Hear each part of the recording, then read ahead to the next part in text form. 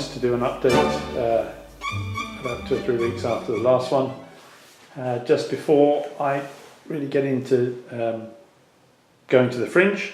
We were at the Fringe yesterday, saw Marcus Brigstock, Matt Ford and Kit Hesketh-Harvey and Colin McConnell, which was a good evening out, and we're now into lots of other things over the next 2 or 3 weeks. But what I'm showing you is my first attempt at scratch building. I needed a bridge to go over just below the viaduct, and nothing that was available did the job. So having built quite a few of the Metcalfe kits so far and begun to understand how you put a card kit together, I decided to design and build my own bridge. And there you see in card, apart from with a plastic card on the top, the black bit, my first attempt at kit bashing, scratch building. I'm insanely proud of this, I don't know why. But it works quite well. Let's give you a proper look at it. Not least, if I put it into focus, that will be quite good fun. There we go. And it's a very simple construction. There's nothing really particularly magic about it, I don't think, except it looks great. I'm really pleased with it. There's Metcalfe paper, which I used to cut the frame out from, and some ordinary card. Oh dear, that's better. And some ordinary card, and I'm particularly proud of the shield. I managed to find a picture of the arms of Gondor. You'll remember that Lord of the Rings plays a bit in the genus of Elvenhome. And those are the arms of Gondor, which forms the shield on the bridge. And that will sit just below the viaduct, which is off on the left in the middle of what is at the moment a building site. I'll put that back down again. But that works really well. It's very sturdy. I'm quite pleased with that. Coming out, you will see that there is quite a lot going on in many ways. I said it was a building site. So there's the viaduct, and just below there, the railway crosses over the river before it enters the tunnel portal. So that's where the bridge lives, and it fits just lovely. It's really quite pleasing. Quite a lot been going on in the last 2 or 3 weeks. I've started laying some track, as you can see, if I pan slowly round, because what I've done is started with the most difficult parts first, which is all the point work, which sits on the raised board. And actually I think this raised board is going to be an absolute godsend for the purposes of wiring, for a reason that I'll show you in just a moment. But there we are. That is the start of the track going down. It's not all permanently pinned down. It's held in a couple of places with screws just to stop it all coming apart. Because as you can see, there are lots of points and things and stretches of track. And if one of those comes apart, the whole lot just falls apart. It's really quite irritating. So I screwed it down in a number of places to stop it happening. And the curve has just started to go in. And my two of my Hawksworth coaches are happily sitting there, showing that there's sufficient clearance. That, together with the little red gauge you can see there, that helps you know that the track is the right distance apart, have been invaluable. As has, you can still see a bit of where the plan is down, and bending the track to the plan is working an absolute treat. There was originally plan down on all the board, but as I've finished laying the track, and then the paper's been taken away, which is what I said I would do originally. And it just works a treat. It's really very, very good. So Rail Modeler Pro, another plug for you if you're a Mac user. That's I think it's about the only track laying software that there is for the Mac, and it works really well. The other thing I've started pinning out, though not permanently, is the incline. Here you can see the first of the polystyrene inclines that take me up by 1/2 inch over the distance of each one of them.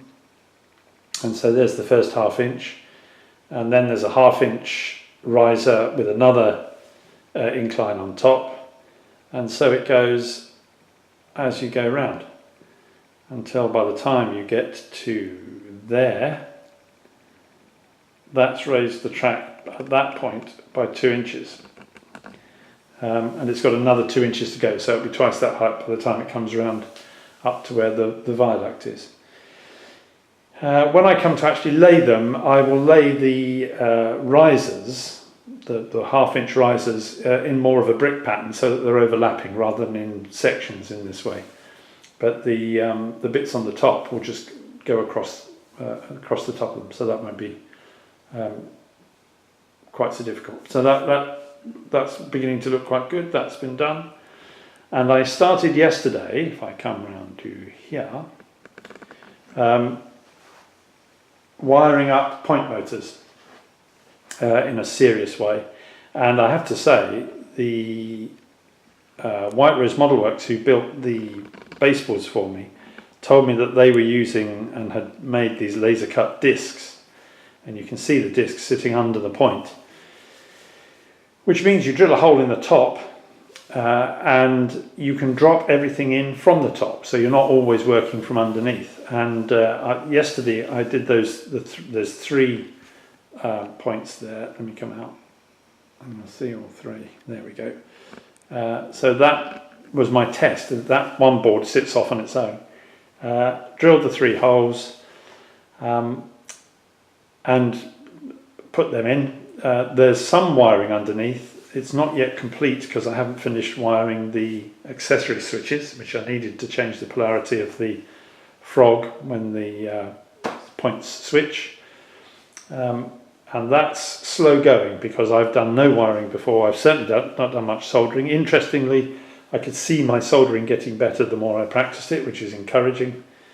One of those points has the frog wired in, so that's the first bit of actual wiring to the track. I haven't yet got power to the track, and I think it'll be a little while before I do that because I've got to get a lot more laid down, and it's quite slow going because I'm new to this all. So, but these really are quite good, and as I won't pick it up because it's all taken in, but the wires are all underneath, which is quite good. And they will then the wires will come to the switch for switching the points. Those points that are there, because they've got 2 that are facing each other, they'll both be wired to one switch.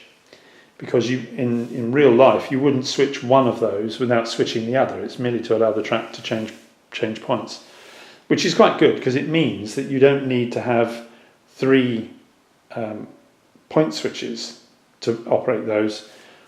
2 of them will go with one switch, so that cuts down the number of switches you need.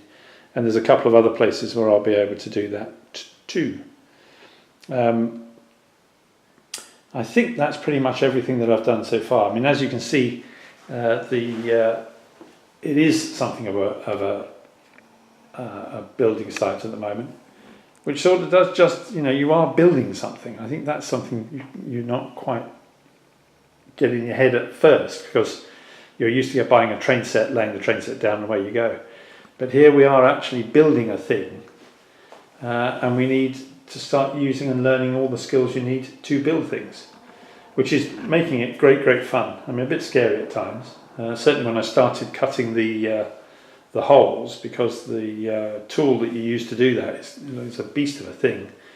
It's obviously 50 millimeters across, and it's a big thick ring which just sort of gouges into the wood. But actually it went perfectly well. It went through quite happily, and I managed to put 3 holes in the right place, so that's quite good. You can see the turntable is there upside down. That's actually slightly moved from where it was on the plan because I just felt the curve was too sharp that was originally taking it, and in fact placing it there has already made me think that rather than just being there to turn engines, it will also have several lines coming off it for stabling engines as well. So that's more of the plan, adapting as you start putting it down. But I think that's long enough for now. It'll be a month, I think, at least before I put another one up, because what I would like to do next time is actually I've got the track laid down all the way around and power to the track, so you can actually see some trains running, because I'm looking forward to seeing trains running. I've got some lovely engines that I want to start actually getting around this track, but to do that I need to wire in all the points and make sure they work and that they don't cause short circuits. and actually put power into the track and also complete the laying, and that means building another bridge. If I come round to here, there we go, the paper's come slightly off, but where the train comes out of the tunnel and then swings over the river and swings round in a curve to come along towards where we were just looking, that needs to be another bridge. And emboldened by my first attempts, I'm now thinking that would look quite good as a lower viaduct running right the way round that curve. So I think I'm likely to print out a few pieces of paper and start thinking, how do I build a rather lower viaduct? I think I've got the wherewithal to do that by various kits that I've... there's a Scalseams viaduct kit which I've bought, which I think would give me the pier. I wouldn't sit it on piers, it would just sit in the over the river there on its own, I think. But we'll see how that takes us. So that's it for now. Real progress, I think, is being made. I'm looking forward to cutting the hole to get the turntable in, and I also want to get under some inspection pits which are sitting. Come around here. You can see where the engine sheds are going to be. If I lift one of the engine sheds off, you can see an inspection pit which is sitting on there, and that just needs a narrow trench dug or cut into the baseboard, and then that will sit down to allow them to inspect under the engine. That should be pretty good too. So that's it for now. I'm going off to have fun for the next 2 weeks, going to various fringe events, including the Edinburgh Military Tattoo, which is just the most amazing spectacle. And then back to work for a while, and hopefully I'll be back in probably about 4 weeks' time now, by which time we will have, I think, got some power to the track, which will be good, because I'm looking forward to getting trains running now, most particularly. So, with one last look at this little piece of paper and card, I'll say goodbye for now.